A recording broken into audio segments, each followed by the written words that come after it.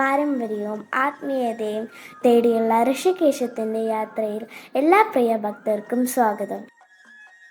ഏകാദശികളിൽ പ്രധാനമാണ് സ്വർഗവാതിൽ ഏകാദശി അഥവാ വൈകുണ്ഠ ഏകാദശി. ധനുമാസത്തിലെ വെളുത്ത പക്ഷം ഏകാദശിയാണ് സ്വർഗവാതിൽ ഏകാദശിയായി ആചരിക്കുന്നത്. ഈ വർഷത്തെ സ്വർഗവാതിൽ ഏകാദശി ഡിസംബർ 26 വ്യാഴാഴ്ചയാണ്. ഗുരുവായൂർ ഏകാദശി നോറ്റാൽ സ്വർഗവാതിൽ ഏകാദശിയും നോൽക്കണം എന്നു പറയുന്നു. സ്വർഗവാതിൽ ഏകാദശി നാളിൽ വിഷ്ണു ക്ഷേത്രങ്ങളിൽ ദർശനം നടത്തുന്നവർ മുൻവാതിൽ കൂടി പ്രവേശിച്ച് പൂജാതി വിധികൾക്ക് ശേഷം മറ്റൊരു വാതിൽ കൂടി പുറത്തു കടന്നാൽ സ്വർഗവാതിൽ കടക്കുന്നതിന് തുല്യമാണെന്ന് വിശ്വസിച്ചു വരുന്നു.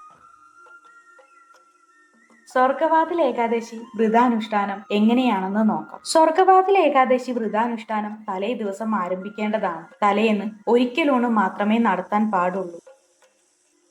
ഏകാദശി ദിനം പൂർണ്ണമായും ഉപവാസം നടത്തണം. അതിന് സാധിക്കാത്തവർ ഒരു നേരം പഴങ്ങൾ മാത്രം ഭക്ഷിച്ച് വ്രതം അനുഷ്ഠിക്കാം. എണ്ണ തേച്ച് കുളിക്കുവാനും പകൽ സമയം ഉറങ്ങുവാനും പാടില്ല. ശുദ്ധിയുള്ളതും വെള്ള നിറത്തിലുമുള്ള വസ്ത്രം ധരിക്കുന്നതാണ് അനുയോജ്യം.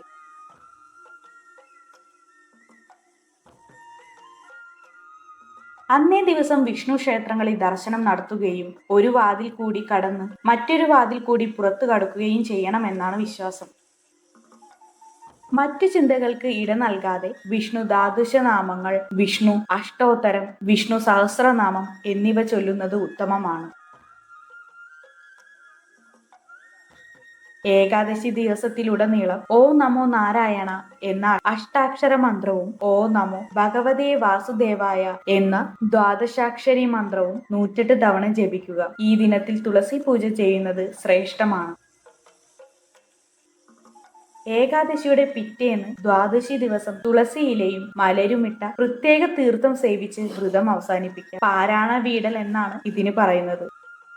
ഭോക്ഷേഹും പുണ്ടരീകാക്ഷ ശരണമേ ഭവാച്യുത, അതായത് പുണ്ടരീകാക്ഷനായ ഭഗവാനെ ഞാനിതാ പാരണം ചെയ്യുന്നു, അങ്ങെനിക്ക് ശരണമായി ഭവിക്കണമേ അച്യുത. ഈ ശ്ലോകം ഉരവിട്ടുകൊണ്ട് വേണം വ്രതം അവസാനിപ്പിക്കുവാൻ. ഗുരുവായൂർ, പത്മനാഭ സ്വാമി ക്ഷേത്രം തുടങ്ങിയ വിഷ്ണു പ്രതിഷ്ഠയുള്ള മഹാക്ഷേത്രങ്ങളിൽ എല്ലാ സ്വർഗവാതിൽ ഏകാദശി ദിവസം വളരെ വിശേഷമായി ആചരിക്കുന്നു. പുരാണ കഥകൾ അനുസരിച്ച് ഏകാദശി ഒരു ദേവിയാണ്.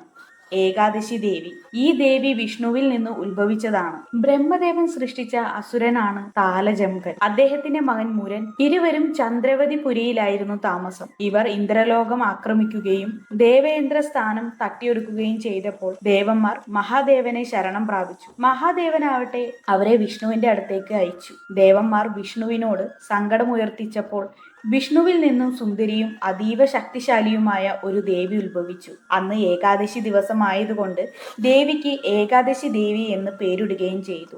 ദേവി മുരനെ നേരിടുകയും വധിക്കുകയും ചെയ്തു. വിഷ്ണുവിന് സന്തോഷമായി. എന്താണ് വരം വേണ്ടത് എന്ന് ചോദിച്ചപ്പോൾ സ്വന്തം പേരിൽ ഒരു വ്രതം ഉണ്ടാകണമെന്നും അത് എല്ലാ വ്രതങ്ങളിലും ശ്രേഷ്ഠമായിരിക്കണമെന്നും അത് അനുഷ്ഠിക്കാത്തവർക്ക് കടുത്ത ശിക്ഷ നൽകണമെന്നും ദേവി ആവശ്യപ്പെട്ടു. ഈ വരം വിഷ്ണു ഭഗവാൻ സമ്മതിക്കുകയും ചെയ്തു. അങ്ങനെയാണ് ഏകാദശി വ്രതം ഉണ്ടായത്. വിഷ്ണുവിൽ നിന്ന് ഉത്ഭവിച്ച ദേവി മുരനെ കൊന്നതുകൊണ്ടാണ് വിഷ്ണുവിന് മുരാരി എന്ന് പേരുണ്ടായത്.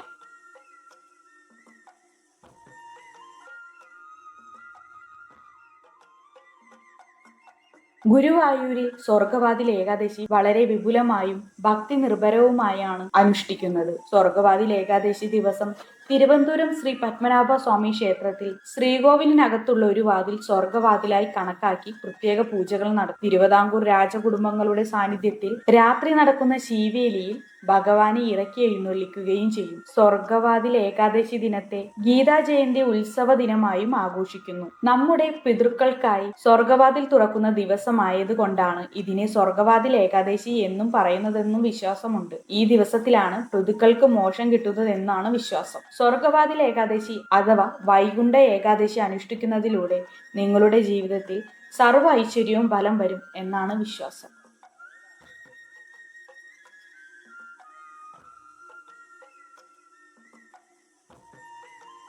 എല്ലാവർക്കും വിഷ്ണു ഭഗവാന്റെ എല്ലാവിധ അനുഗ്രഹങ്ങളും ഉണ്ടാവട്ടെ എന്ന് പ്രാർത്ഥിച്ചുകൊണ്ട് ഋഷികേശം അടുത്ത പുണ്യഭൂമി തേടി യാത്ര തുടരുന്നു.